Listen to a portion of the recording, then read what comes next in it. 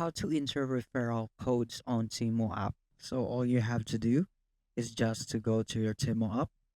So navigate your Temu app in your cell phone.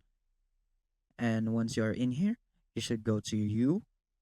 And once you're in here, you could see the coupons and offers and make sure you are logged in because it is needed to.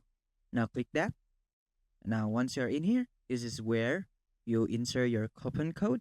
You could there is the unused, used, and the expired coupons. And there's also offers and coupons for Temu or coupons for specific items.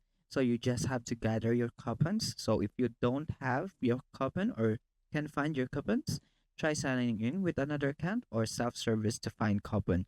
So if you want to find some coupons, it's just in another ads or any website or any platforms that could give you coupons. So make sure you get the coupons, and this is where you use your coupons, and that's it.